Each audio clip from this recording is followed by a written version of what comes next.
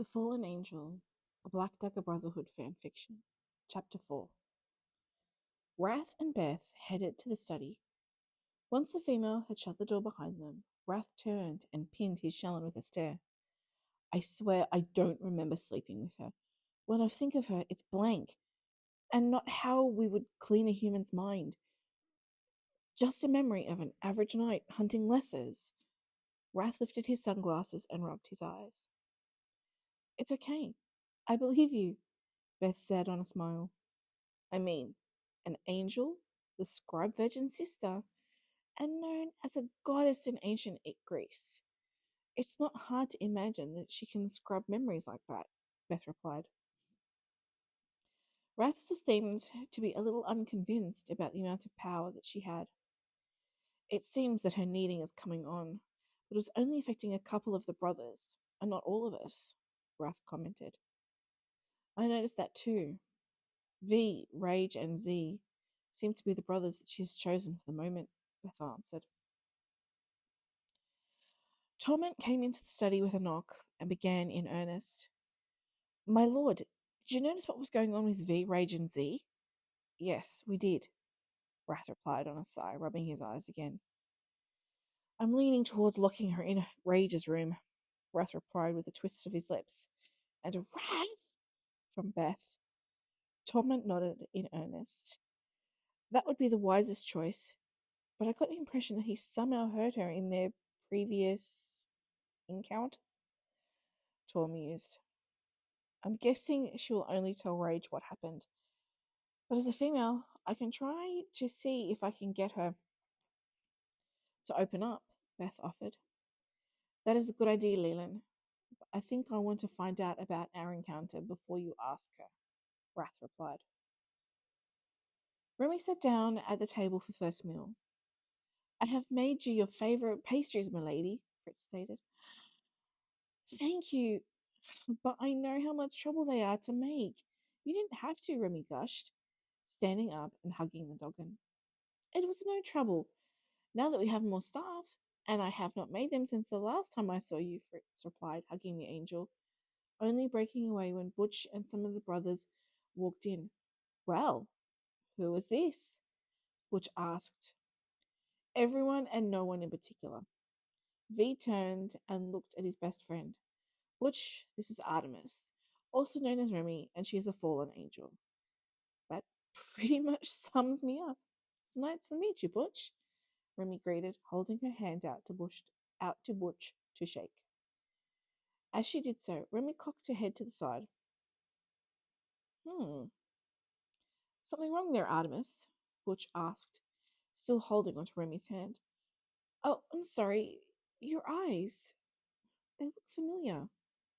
And please, Remy will do just fine, Remy replied, shaking her head and letting go of Butch's hand. Please, join us for first meal, Remy continued, letting her thoughts wander, gesturing to the fully laden table that was set for a cast of thousands. Once Remy had her fill of first meal, she headed outside for a walk in the moonlight. She loved that she could partake in both sides of the world and not be stuck in just one like vampires or humans, and sometimes she felt that she didn't need a lot of sleep either. After what felt like moments, Remy straightened and stiffened her spine as she felt eyes watching her from the shadows. Remy called over her shoulder. Zadist, I know you are there. Come and talk to me if that is your wish.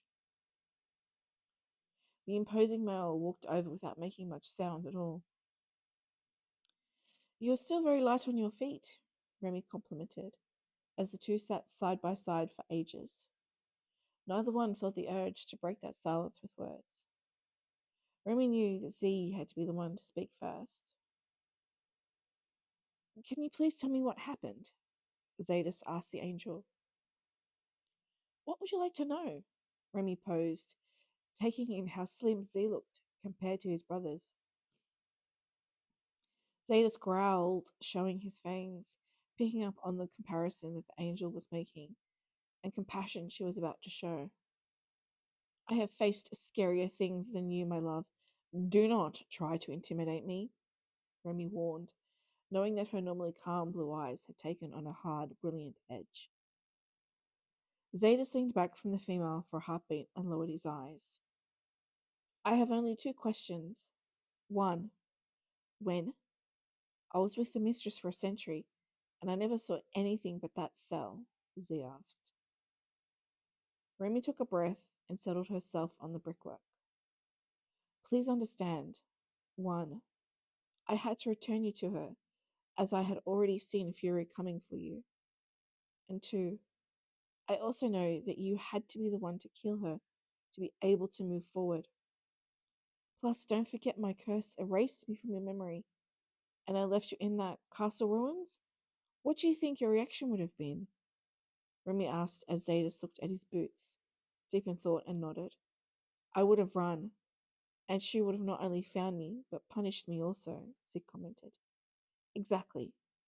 Or you could have gotten away and been lost to not only Fury, but all your brothers. Remy continued, gesturing around, taking in the whole house.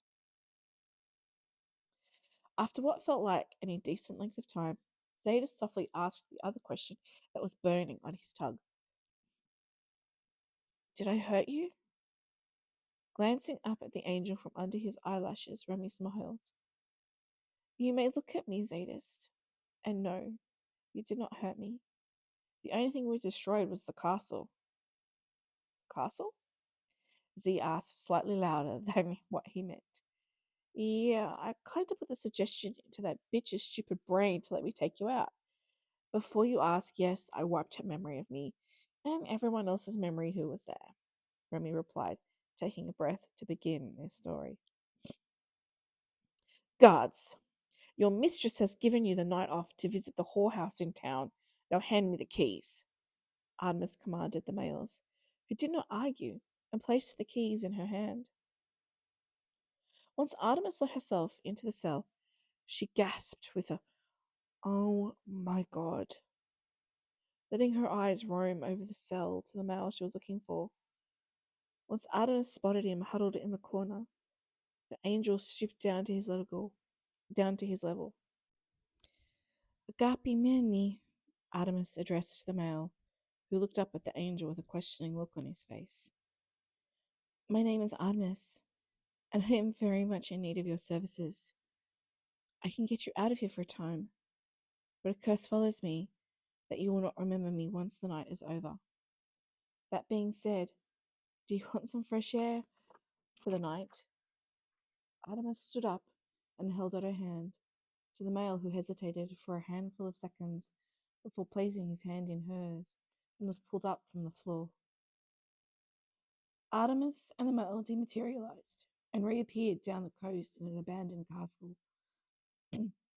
Agape Meni, I am not that Skylar that had you chained in that dark cell 24 hours a day, 7 days a week.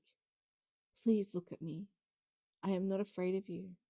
Actually, you should be afraid of me. I'm a lot stronger than what I seem, Artemis started, as the male slowly lifted his black eyes to the female. What are you? You don't smell like a vampire or a human. The male paused, running his nose up the side of Artemis's throat, inhaling her scent and the sharpness of her arousal underneath her scent of sunshine. You smell completely different, yet similar, and you're dripping with arousal. The male finished as Artemis gasped and paused to collect herself before answering. I am a fallen angel and your scribe virgin's sister, Artemis finished on a sigh. I didn't fucking ask about your family history, but I can only assume you want this, the male growled, grabbing Artemis's hand and placing it on his hardening cock. Yes, I do, Artemis answered on a breathy moan. Well then, take it, the male stated, and lay on the ground at her feet. Artemis was stunned for half a second, and did not allow the pity she felt for the male show on her face, and helped him back up onto his feet, and slammed him into the nearest wall, making the buildings shake and plaster crumble around them. Own the desire you created that is flowing through and out of me. Artemis herself growled at the male, unfurling her hidden wings and taking the male's own hand, pushing two of his fingers inside her without preamble. The male was taken aback for a moment, feeling how warm and wet this fallen angel was for him, and only him. Artemis pulled him out of his musings on a moan. Please, move them. The male did as he was requested and began to move his fingers within the angel. He was then intrigued and wanted to know what this divine being would smell and taste like. So he withdrew his fingers and brought them to his nose, and the scent that hit him made his eyes roll in the back of his head and automatically placed them in his mouth. I need to taste more, the male growled, surprising himself as he began to stalk Artemis, who had a small smirk on her lips as she fluffed out her wings. Well, aren't they a pretty sight? You're not going to fly away on me? The male asked, inching closer to Artemis. No, MDNI. My flight feathers were damaged some time ago, and they have not repaired themselves, she replied as the male rushed towards her, sending the angel into the far wall and landing with a resounding crack, lifting her simple dress up and out of his way while sinking to his knees, lifting one of the angel's legs onto his shoulder and diving between her thighs, making them both moan. Artemis placed one hand on the male's head and brought her wings around, enclosing them both, while her shuddering made the walls shake and more plaster fall around them. You taste like something I've never tasted before, the male moaned into her pussy. Don't stop, Artemis cried out as her legs began to shake with uncontrollable pleasure on an extremely forceful lick, and two fingers thrusted into the angel. She cried out at a decibel that made the castle shake again, and even more plaster rained down on them, with only Artemis's wings protecting them. Once the dust had settled, and Artemis unwrapped her wings from around the two of them, she giggled as she looked around the castle. Well, what was left of the castle. MDNI. Look, we ruined the castle, Artemis gasped, catching her breath and helping the male off his knees. We destroyed the place, he commented, while licking the rest of Artemis's essence off his lips. As Artemis tucked her wings back in, she noted that the only piece of the castle that was left standing was the chimney piece that she was leaning against as she rode the male's skillful tongue. You have to take me back now, don't you? The male asked. No, not yet, Artemis replied softly, lowering her eyes and palming the male through his pants. So I took you back once we had sex against the chimney piece, and left the thought in your head that you slept well, and that it was all a most amazing dream. I made you as comfortable as I could, Remy finished. Also, I know it doesn't mean much, but you were the first one of the brothers, or anyone else, to see my wings for a long time, Remy said softly. Zadist had not moved much during the retelling, and simply nodded his head and softly said, Thank you, Artemis. I'm at your behest if you need me again. Seeing the query on the angel's face, Z continued,